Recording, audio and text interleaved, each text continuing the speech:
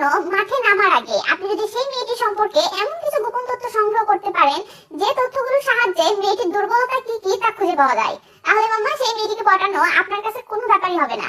তাই আজকের ভিডিওতে আমি আপনাকে এমন 3টি প্রশ্ন শেখাবো যে প্রশ্নগুলো আপনি যে কোনো মেয়েকে করে খুব সহজেই তার দুর্বলতাগুলো বের করতে পারবেন এবং তার অনেক গোপন তথ্য বের করতে পারবেন, যেগুলোকে কাজে লাগিয়ে মেয়েটিকে খুব সহজেই পটানো সম্ভব। তো তাহলে আর দেরি কেন, চলুন ভিডিওটি শুরু করা যাক। প্রশ্ন নাম্বার 1, মেয়েটিকে বলতে পারেন, ভাবতেছি আজকে কিছু মুভি দেখবো, তো তুমি তোমার ফেভারিট কিছু মুভির নাম বলতে পারবে?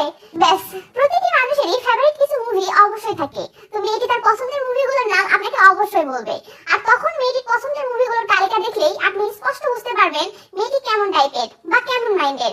এছাড়াও এগুলোর সাহায্যে আরো বুঝতে পারবেন মেয়েটি রোমান্স বেশি ভালোবাসে নাকি আবেগ আর ন্যাকামো বেশি ভালোবাসে, নাকি সে ইমরান হাশমি বা সানি লিওনের ফ্যান। মজা করলাম, বাট যারা চালাক তারা কিন্তু ঠিক হয়ে বুঝে গেছে। তো যাই হোক, একটা মেয়ে কেমন মাইন্ডের এটা বুঝতে পারা আর মেয়েটিকে সহজে ঘায়েল করার অস্ত্র খুঁজে পাওয়া দুটো একই কথা। আশা করি কি বোঝাতে চাচ্ছি সেটা বুঝে গেছেন।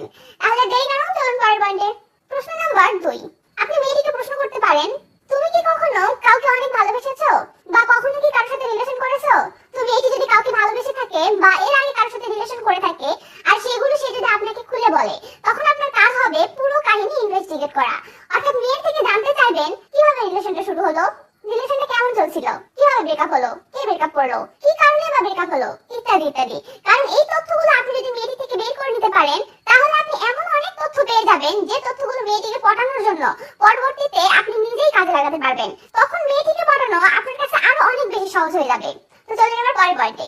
প্রশ্ন নাম্বার 3, মেয়েটি যদি সিঙ্গেল হয়ে থাকে তাহলে আপনি মেয়েটিকে প্রশ্ন করতে পারেন, তুমি সিঙ্গেল কেন? এর পিছনে আসল রহস্য কি বলো?